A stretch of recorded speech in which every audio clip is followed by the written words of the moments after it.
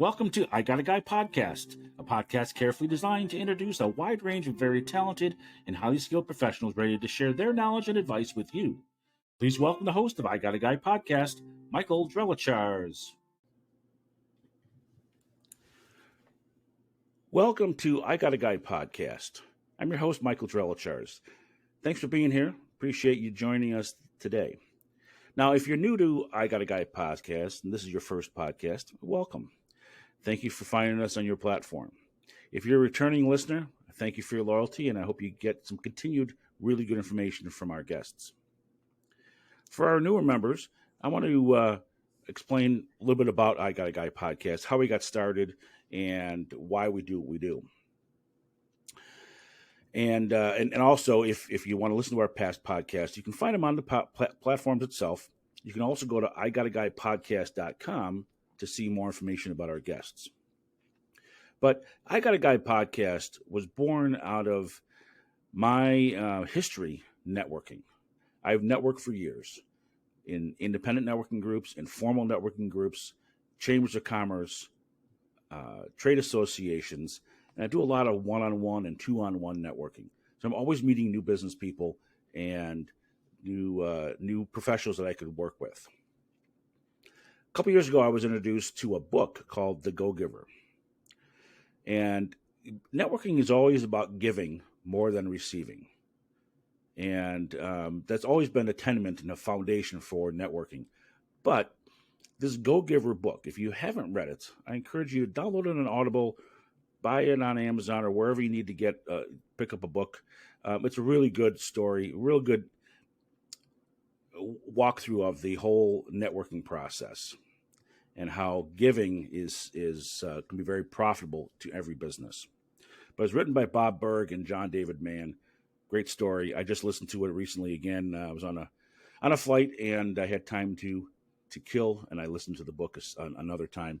They actually incorporate 5 laws of stratospheric success into the book, and I've shared a couple of these in the past podcasts. I'm going to share another one today. The law of compensation. It states that your income is determined by how many people you serve and how well you serve them. So I like to serve my referral partners and my customers by helping them grow their businesses, and in turn, it will grow my business. But the focus is helping others grow their business. So that's really the foundation of how this whole concept got started. And I'm thankful that we're on the roll here, and hopefully everyone is enjoying the information that you're receiving. So each week I bring a different guest onto the show. Sometimes they're customers of mine, and my business is GPS tracking. I own Precise Fleet Tracking Solutions, and we'll talk about that a little bit later on. But oftentimes I'll bring my customers on as a way to thank them for their business, their loyalty, and help them grow their business. No better way to thank somebody than helping them grow their business. I also invite a lot of my referral partners that I meet as guests on the show in an effort to promote their business, help them grow as well. So this week is no different. So this week we have a guest who owns his own HVAC company, and his name is Mark Portuese, owner of On the Mark HVAC, based in Hoffman Estates. And Mark's been in business for quite a while, and he knows his information, he knows his stuff. So please join me in welcoming Mark Portuese to the show today. Thanks for joining us today, Mark. Thanks for having me. I appreciate it. So it's great to learn a little bit more about you and your business. But the best place to start, I think, is at the beginning. Why don't you tell us a little bit about your history and how you got into HVAC and decided to launch On the Mark, and some of your foundational values about why you decided to do your own thing as opposed to being an employee for somebody else. Sure. So actually had no intention of doing heating and air whatsoever, but I've always been mechanically inclined. I've been turning a wrench since, I was 2 years old. My dad owned a transmission shop, so I was constantly in there. He was showing us things. We changed our brakes, did our oil changes, everything around our house we did, by ourselves, right? So I have 3 other brothers, all in the trades as well. So I've just mechanically inclined and been doing this my whole life. But heating and air specifically, out of high school, I really wasn't the best student. English and was not really my strong suit, et cetera, right? So after high school, thought to myself, I'm like, this is great. I can work as much as I want. I don't have to go to school anymore. It's over and done with. Well, my dad, being the wise man that he is, said that's not going to happen. You're going to do something. And my dad, went to multiple trades, but one of them was heating and air. So he found me this school called ETI in Itasca, and he said, you're not going to do nothing except work. So you're going to go to school. You're going to try something, and here's this program. It's only 7 months long. It's an in-depth program for 7 straight months, 40 hours a week. You can handle that. Go ahead and try it. I said, okay, fine. But after that, I'm going to go to work, and I'm just going to do what I want to do, and no more schooling, right? So I go into the school, and turns out I was actually good at it. I got all A's and B's throughout. Everything just made perfect sense to me, and realized how in depth HVAC is. I can learn this every day for the rest of my life, and I'll still not know it all. Mm-hmm. It is such a complicated industry, or it can be, right? So, anyways, I go to trade school. This is April of 2008. Coming to find out, there's not many HVAC positions available. They told us right out of school the best job you can get is working for Sears. So I went to go work for Sears, ended up fixing washers and dryers for a little bit of time, and eventually I did get into heating and air for another company where I was a maintenance technician. I did, I think, around 600 maintenance calls my very first year. Just kept running one after another, did a heating season, cooling season, and, learned a lot in that first year. From there, I eventually transitioned over to service technician. I was actually repairing things instead of just maintaining things. And then my most recent job that I had left to start this business actually was an installer, where I was installing a full system like you have in your residential home, 5 days a week, every day, for 5 years almost, actually. So I've done thousands and thousands of installations, and even more thousands of service calls over time. That's great. Yeah. Yeah, that's a great background, and it's great to hear that you got some formal education, but it wasn't a 4-year grind through college. You were very focused on learning your trade, and I think there's a huge shortage right now of tradespeople in the field. I know a lot of tradespeople that have full heads of white hair, and they're ready to retire. And it's great to see a young guy come in here and embrace the technology, embrace their field, and do a really awesome job, and can do this for decades to come. And so we all like the idea of college makes sense on paper, but it doesn't make sense for everybody all the time. And you're a prime example of that. And yet you've been and you don't have to go to college to be successful, and you're a walking example of that. So thanks for following your heart, and not conforming just because everyone else says college is the way to go. So when did you form On the Guy? Or, I'm sorry, On the Mark HVAC. When did you form that company? So that was actually March of 2014. My wife and I, were not wife at the time, wife now at the time, we were coming up with names to call my company, and landed on the Mark. Figure it was a good pun. And Yeah, 2 years later, after we had gotten married, then I had quit my full-time job, and this became our top priority. sure, sure. That's great. Well, it is a great name. I think that's it's great to incorporate you personally into it, and certainly On the Mark is good timing there. So tell us a little bit about why On the Mark is special or unique, because there's a lot of companies out on the road today. When you drive down the road, you see HVAC trucks and vans everywhere, Yeah. and they're all different colors, and they're all splashy vehicle wraps on them. But what makes On the Mark special or unique? That's a great question. And you're right. There are hundreds of companies out there. At you as a consumer, you have so many choices. So who do you know? How do you know who to pick, right? Like I Right. was saying earlier, this industry is so, or can be so complicated. They're so in depth, right? So what we do different than most is, and there are some good companies out there, but What we do different than most is we take more of a scientific approach to everything that we do. There's a reason these things happen in your home. That bedroom that's hot, the bedroom that's cold, the room above the garage that's never comfortable, or it's your house is dry or house is dusty. There's a reason for all these things. There's a scientific reason to all these things. There's never a guess at anything that we do, and we're priding ourselves on giving you, the consumer, some options on your repairs. So we want to figure out what happened to your house, but it's like going to the doctor and you have a headache, right? Well, they'll want to give you Tylenol to fix that headache, right? That's the symptom of the problem. But we want to determine, why do you have the headache? Why is that room the way it is, right? Did you not have enough water that day? Do you not have enough air going through your system? And that's really the root of what we're trying to fix, is the why to behind all these issues that you may or may not be having in your system. Okay, that's really good. That's basing the resolution on facts and not guesses makes a big difference. First of all, you save your homeowner a lot of money in the process, because you're not throwing equipment and parts at something you hope is going to fix it. But you get through the process quicker, you get to the resolution, and you have a happy client. Yeah. So everybody wins when you take that scientific approach. So that really makes a lot of sense. 100%. So share with us a scenario or two of some creative customers you maybe work with that maybe they had somebody else working on their system and never quite got it fixed, and you came in and you were able to diagnose it properly or differently. Tell us a little bit about that. So I really want our listeners to really understand how you're different and why they should call you. Sure. Yeah. Actually, I had a customer, speaking of the scientific approach to it, in Schaumburg.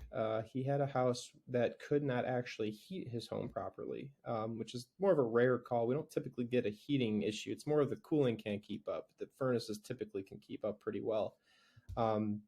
This customer in Schaumburg, apparently he had multiple vendors out over the course of, I think, about 4 years or so. Every single person said everything's fine. It's just the way your ductwork is. There's nothing we can do. It is what it is. He eventually comes across our name. I go out there myself, take a look at it, and the complaint the homeowner was having is just everywhere in the entire house, the furnace cannot heat the home the way it's supposed to, which again is odd. And you want to look at ductwork to see if it's restricted. Maybe he's using the wrong filter. Maybe the furnace isn't sized correctly. Well, we looked at all those things, and all of that was perfect. All of that was exactly the way it was supposed to be.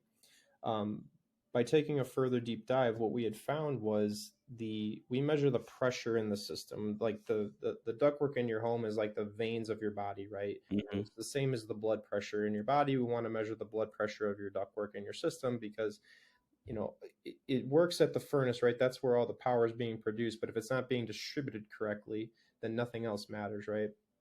So we measured the blood pressure of the system, the blood pressure of the ductwork, and come to find out, which was completely buried above the ceiling into an attic space, that the ductwork, as big as it looked, was actually very small, and you couldn't really see that until that blood pressure was taken. Once we had done that, we did a further inspection to find that the hole is extremely restricted. Customer ends up having us reinstall the ductwork and reinstall the furnace, because none of that was done the right way from many years ago. We did that, went ahead and reinstalled everything, and now he tells us his house is perfect. His upstairs and downstairs are balanced. He can heat it. He can cool it the way he wants to with no issues at all. Well, that's a tremendous story. So you actually had to remove all the ductwork and put new ductwork in? No, so actually most of this, think of this as like a garden hose, right? If you have this long 50-foot garden hose and I just pinch it off somewhere in the middle of that duct in the garden hose, you're going to have high pressure on one side and low flow on the other end of it, right? Mm-hmm. Sure. So all the ductwork in his home was fine, but he had a pinch point. He had a restriction in his ductwork that we were able to access with minimal, we don't have to tear open walls and such like that. We had a tiny bit of drywall open, cut the sheet metal open, redo the ductwork a tiny bit above his furnace. Wasn't actually too invasive at all for him. But once we found that problem, we got rid of that pinch point. Airflow could breathe everywhere it's supposed to go. The furnace relaxed, the AC relaxed, and he's got better distribution everywhere for it. Well, and not only does he get heat everywhere in his home, his furnace is probably working less hard. It's probably better for the furnace long term and get more life out of the furnace. 100%. If anybody's system that doesn't last a good length of time, it's always because of airflow. There's some sort of airflow restriction to the system. So Mm-hmm. Now, was this a builder issue, or is it a newer house that had a flaw when they built it? this was from the original design that it appeared to be. So for whatever reason, they just didn't cut the hole big enough. But that's a common thing we see. This house was in Schaumburg, probably a newer portion of Schaumburg. So sometime in the 70s, maybe it was built. And years ago, they didn't understand airflow to the level that we do today. Sure. Furnaces were very big and ductwork was a lot smaller. They were very concerned about being able to heat your home in an extreme environment. And the problem with that, all these furnaces now have much lower tolerances for lack of airflow. Before you can get away with it, today you cannot. These furnaces are super sensitive. They got control boards the size of our heads. They're very sensitive pieces of equipment and specifically sensitive to airflow. So when you limit that and you just take a furnace and you just put it in a system with existing ductwork that's flawed, you will have a system you're not getting what you paid for. The system's not going to perform at a level it's meant to. So. Wow, that is a really interesting story. I would have never guessed. I guess you assume that the builder builds the homes correctly, and the homes are inspected when they're built, so that you would never have to go back to the original build and say, "Oh, this hole wasn't big enough." I got to tell you, so for whatever reason in Illinois, there is no license for what I do. There's no HVAC license at all. Not that I don't have one, it just doesn't exist, right? I can't go anywhere to get one. I can get a permit, that's different, right? Plumbers, Sure. electricians, roofers, pest control people, they all have to have Illinois state licenses. But for whatever reason, HVAC does not in Illinois. Other parts of the country, they definitely do. And we don't here. So when you have a brand new house built and you have an inspection done, they're not guaranteeing the ductwork size. They're not guaranteeing the system size. They're just making sure it's meant to code, like electrical connections are done correctly. You got the right breaker in the panel, those Sure. types of things. But they don't care if the furnace is twice the size it's supposed to be or the AC is. They don't check any of that stuff. In fact, had a customer last summer, house was built in 2017. Codes are, much tighter now, right? You would assume 2017 is a really good time to buy a brand new house. Right. He could not cool his upstairs. He had one system installed in his home. I went out and looked at it, and the system was sized right, but again, it's the airflow thing. Like they just did a poor job installing the system, so the airflow was limited, which limited his cooling ability on his second floor. And there was about 30 homes on the same street, and they all had the same complaint. So now we ended up having to do a ductless system in his upstairs 2 bedrooms to be able to heat and cool his space properly. And he has to run one of the 2 ductless systems every single day because of how poorly that room has airflow to it. Wow. And you're right. And a relatively new house, you would think they would have addressed all that. Huh. Fascinating story. Well, that's, good for you to be able to figure that out. And now you can go to all those other neighbors and help them with it as well, and continue to grow your business because you took the time to try to fix it the right way as opposed to a Band-Aid. I'm sure this gentleman has probably had multiple people in his house trying to cool those extra rooms and never succeeded either. Exactly. So that's tremendous. Mark, we're going to take a break here in a second and come back and continue chatting with you about some of your unique stories. But for our audience, why don't you share your contact information, phone number and email, just however you want to be contacted so they can reach out to you if they have a unique situation that nobody can seem to fix. Sure. Our main office number is going to be 847-630-9562. You can also go online at onthemarkhvac.com. There's a book online button that you can book any service you'd like through there as well. Or the office number 847-630-9562 is the easiest way to contact us too. Well, that's great. Thanks for that. We're going to take a short break and then we'll continue talking. I have a couple questions for you and we'll continue talking about On the Mark HVAC. So stay tuned. We'll be right back. We certainly hope you're enjoying the show. We'll return to this week's guest in just a moment. Subscribe to this podcast wherever you normally download your podcasts. I'm sure you'll enjoy the variety of guests that participate on the show each week. For past podcasts and information on our guests, go to igotaguypodcast.com. That's igotaguypodcast.com. In the meantime, if you have a fleet of vehicles, even if it's one or two personal vehicles, GPS tracking is something you should consider. Text GPS to 26786. That is GPS to 26786 to receive more information from Precise Fleet Tracking, including the top 5 reasons companies install GPS tracking in their vehicles, and receive an extra gift just for listening today. So grab your phone right now and text GPS to 26786. Now, let's get back to the show. Okay, we're back. Thanks for sticking with us. I am Michael Drellichars, host of I Got a Guy podcast. Our guest this week is Mark Portuese from On the Mark HVAC, located in Hoffman Estates. Mark's been sharing some really interesting stories of how he's been able to help some clients by taking a very scientific approach to troubleshooting HVAC. He's a highly trained professional and has some really great stories. So, Mark, continue sharing with us some other scenarios or unique situations that you've come across. Sure.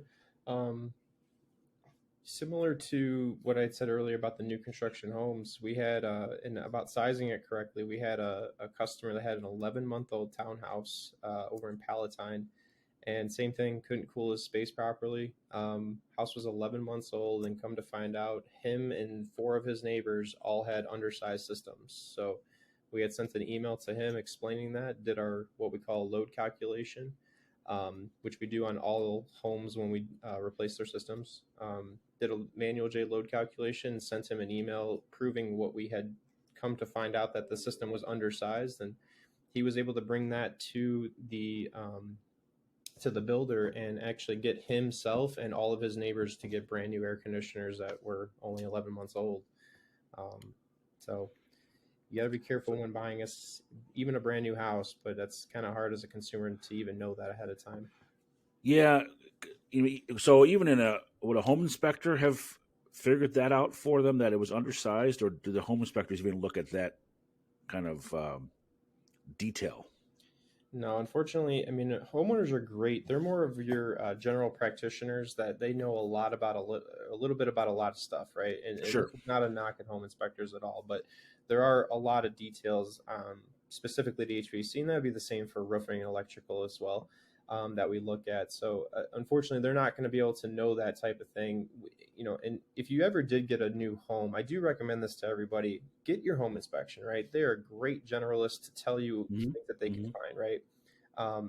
But also get your HVAC contractor out there, get a plumber, get an electrician, get all these separate trades out there. You pay a small fee, maybe it costs you a couple $100 more, but you'll know what you're going to be buying. Had a customer recently that just ended up buying a house about 3-4 months ago, and come to find out the furnace heat exchanger was completely failed. They had a home inspection done on it, and the home inspector did not find it, and the customer had the carbon monoxide detectors going off within a few months of them living in this house. Ended up having to buy a brand new furnace and AC when they had just moved into it. Okay. Well, I would imagine a home inspector doesn't inspect the heat exchanger for any cracks or anything, right? No, well, exactly, and that's missed constantly, and it's not their job. I mean, we do have to take parts and pieces of the furnace off to be able to do that type of stuff. There are some inspectors that go above and beyond to check some things like that, but most of them unfortunately don't. So Yeah, no doubt. So, Mark, tell us about the area you cover. Where do you service your clients? How big of a radius around your Hoffman Estates office do you go? sure, it's not a perfect circle, but we go roughly 15 to 20 miles around Hoffman Estates. Okay. We go further northwest and south than we will east. We try to avoid Chicago. Sure. But yeah, we go roughly about 15 to 20 miles around Hoffman Estates. Okay. And tell us about your team. You have a few technicians on your team? Yeah, we got 2 service technicians, an install crew. I got 2 girls in the office, one being my wife, Kelsey, actually, to take care of the phones. And then I am kind of all over the place. I still wear a lot of hats, but mostly what I do is in the home consultations, or I'll fix the problems that are kind of more complex, maybe. That's what we do. So. Okay. So when you talk about an install crew, that's for replacing a furnace. You're not talking about new construction, correct? Yeah, we don't do any new construction. We'll do like remodels. That's the closest we get to new Sure. construction. But yes, if yourself, you need a new furnace, you need a new air conditioner, or both, a new humidifier, a new thermostat, that's going to be our install crew. That's going to go ahead and take care of things like that for you. Yeah. What? Give me your thoughts on air purifiers. Are they So worth it? it's a loaded question, but they can be. They can be. It depends. If it depends on why you want one, right? Every time somebody asks me, I want a better filter or I want an air purifier, I'm like, "Okay, I need to know why. Okay, you can just buy an air purifier, sure, and you might feel better that you bought it, but what's the problem you're trying to solve? Mm-hmm. The whole segment of indoor air quality is really loaded where you can do a lot of different things, but we want to understand, what are you trying to fix? Well, I have allergies and I want an air purifier. Well, that's not necessarily going to solve those problems 100%. An air purifier, there's many different types of air purifiers, but an air purifier could actually create more dust in your home, and if you don't have the right filter to catch it, then none of this matters. Not that they create more dust. What they end up doing, just to talk technical for a half a second, is they actually take the small particles in your home and they clump them together and make them bigger so your filter then can catch them. Well, if I put an air purifier on your home without a good filter, you're just putting bigger chunks of dust into your system that's not being caught by anything, right? Sure. So it depends on the problem that you're trying to solve, but there is a product for nearly everything. We're never going to tell you as doctors that we're going to solve your COPD, your asthma, or whatever, but we can absolutely do things to improve it. Mm-hmm. Okay, interesting. I've seen on the market there's a lot of advertising of air purifiers. Certainly around the whole COVID pandemic, but even broader than that. And my sense is the more advertising you see, the more hype there is, and there may not be as much benefit. So talking to somebody as a professional like yourself, you know, put the facts on the table. Let's make a decision here based on the real data and not the marketing hype that you see on Facebook or anywhere else. Exactly. So you do you install a lot of air purification Yeah, we equipment? do. We do lots of indoor air quality. So, and just to make this real simple, the very first thing anybody needs to do is just get a good filter, right? Just start there with good to remove particles in the home. Um, Beyond that, you can then look into air purification and stuff. Now some filters can actually restrict the airflow, right? Which could be detrimental. Yeah, and this is a whole nother. I don't know how much time we got here, but I can give you. As much time as we need to get the facts on the table for our listeners, I just want to help our listeners understand what's going on. And Sure. if I have a question, they may have a similar question. So Yeah. let's keep talking on this. Sure. The filter thing, that's a massive question. That's probably one of the most popular questions we get is, what kind of filter should I buy? You go to Costco, you find the 3M 3 packs that you can constantly buy. And then if you go down to Home Depot, literally the entire left side of that aisle is all filters. So how do you know which one to buy? Right.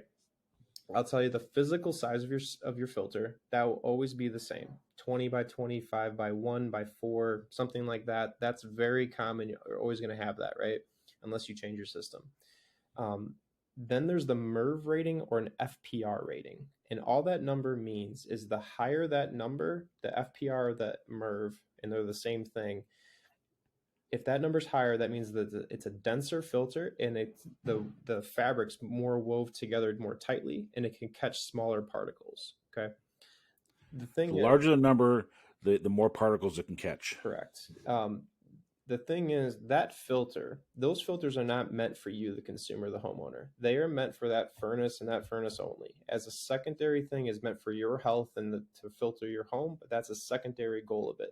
The number one goal is to keep that system clean. That's what the whole point of that filter is. So you can do a higher MERV rated filter, which means it'll help you health wise as well, cutting down the dust, etc. But if you restrict too much airflow to that furnace, then you're putting more strain on the system, on the furnace and the cooling, right? The true answer here to get the right MERV rating is we would actually measure the blood pressure, like I was talking about earlier, and tell you your system, the way it's designed, can tolerate let's say a MERV 10, and you cannot tolerate anything more than that. The highest rating that you'll typically see in stores is a 13. When we put brand new systems in, we usually go with like a MERV 11. It's a perfect mix between not being too restrictive, but it's going to catch a lot of stuff. But we got customers all the time that say, the last guy told me I have to use that thin fiberglass filter. That's all my furnace can do, and I don't need that other one. If you hold that filter up to the light, you can see right through it, right? Mm-hmm. All that, you're not catching anything. So all that Right. dust, when you open up your blinds and you see all those little particles floating in the air, your filter's not catching any of that stuff, right? And you're breathing all that in all day long. Sure. So if anyone's ever told you that, it's more than likely there's a problem. Either the furnace is too big for the home, or it's installed incorrectly, or a combination of the two. You should easily be able to put a MERV 8 to 10 in your system. If you don't know, rule of thumb, I usually tell customers, if you're not sure, if you've never had anybody tell you what size MERV rating to put in your system, spend about maybe $5 to $7 a filter. That's how you know you're right in the sweet spot of, it's just enough where it'll filter correctly, but it's not going to restrict too much airflow. And that's just a decent rule of thumb. But again, it depends on your system. Okay. Well, that's great. So, do you recommend clients having their furnaces and air conditioners cleaned at once a year, twice a year? What do you normally see? Ideally, you do it twice a year. Well, once a year per system, right? Per Spring system, for right? the AC, yep, and then fall you're going to be able to do your furnace. We are checking parts of the furnace in cooling season as well, but getting it done 2 times a year is ideal to maintain it. There's a lot of gadgets on these new systems, a lot of sensitive pieces of equipment, a lot of sensors that we got to clean and maintain. Years ago there was 4 parts and pieces to a furnace and AC. They were built like tanks, right? The new Right. systems now today are super sensitive. You got to keep them clean to make them last.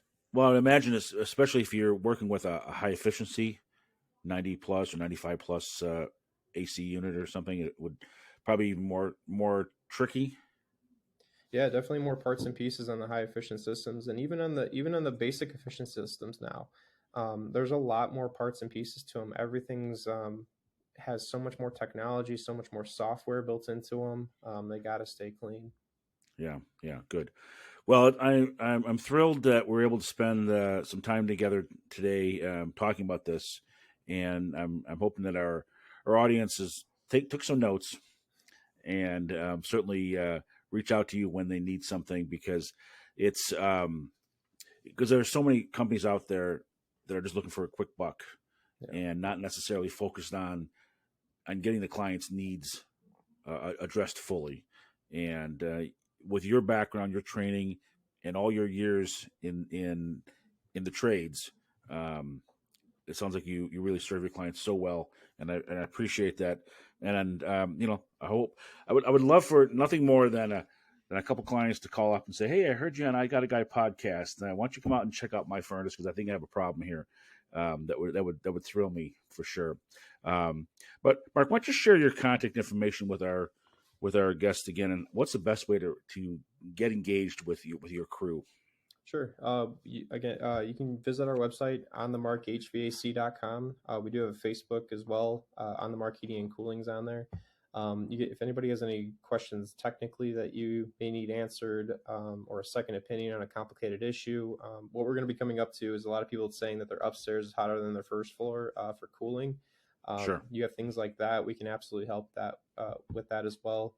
My personal email is mark, MARK, at onthemarkhvac.com. If you guys have any questions, you can email me there. Okay. Now, do you do things like attic fans and those types of things, solar powered attic fans to kind of pull some of the heat out of the attics? We were going to actually start doing that until I had met a referral partner of mine, actually, that he does a little bit of a different approach to attics, the way they do roofing now. We were actually told not to do those attic fans anymore. So, Oh, really? yeah, any attic stuff, air sealing, insulation, ventilation, anything like that, we refer that out. We don't get anything for this. We found a partner that he's done my personal house. We found a partner that does a great job for a great price, and we just refer all it out to him. Okay, good. Again, referring out to the experts, and rather than being a jack of all trade and master of none, Exactly. focus on what you're really good at And if you partner up with the right people together, your clients are well served. So that's a really brilliant business strategy. I applaud you for doing that. That's good. But yeah, because I've heard about attic fans in the past, and I've heard mixed reviews on them. So it's Exactly. interesting that the industry is moving away from that. Yep. So very cool. Well, great. So well, again, Mark, thanks for joining us today. I'm glad you're able to share your information and your strategy, your approach to business, and how you really focus on the clients and taking that scientific approach to fixing their issues and not just throwing more hardware at a fix. We've all had those experiences, I think, as homeowners, and it starts to jade people and get them a little skeptical. So it's great to meet somebody that's professional, that's taking care of their clients, and not shaking them down. So thank you for that. Let me just close things out here today. Tell you a little bit about Precise Fleet Tracking, which is my day job. I work with businesses like On the Mark HVAC and a lot of other contractors to help the business owners manage their assets, their vehicles, primarily their vehicles. But a lot of businesses have what we refer to as non-powered assets, like trailers, and landscapers will have very expensive mowers. Those stand-up mowers can run $12,000 to $15,000. Generators, all types of trailers that or things that would trailer behind a truck. And frankly, right now, it's almost epidemic proportions. These things are being stolen constantly. We help these businesses that have this type of equipment protect their assets. They need these assets to perform their jobs, and we have tracking units to help them manage it if an event would happen where they did get stolen. So if you happen to be listening to us today and you own a business that have these types of assets or just a fleet of vehicles, we would love the opportunity to talk to you about that and see how we can help you enhance that. Whether it's knowing where your vehicles are located throughout the day, knowing how your drivers are driving those vehicles, dash cams to help keep them safe. There's just so many different ways that we help businesses manage these assets and get the most out of their investments. If you need more information about Precise Fleet Tracking, it's real simple. I ask you to text the letters GPS to 26786. That's text GPS to 26786 and get more information about our service, our company, and how we help businesses like yours. So text GPS to 26786 and we'll get the process started. And encourage you to listen again next week. Share this podcast with your friends, your neighbors, your relatives, your business associates, your referral partners. And let's keep sharing this good information and help Mark continue to grow his business. Again, thanks again, Mark, from On the Mark HVAC, for joining us today. And we will be in touch with you and hope you have a great week. Talk to you soon. Take care. Thank you for listening to I Got a Guy podcast. For past podcasts and more information, go to igotaguypodcast.com. That's igotaguypodcast.com. Please share this podcast on your social media feeds and tune in again next week to I Got a Guy podcast.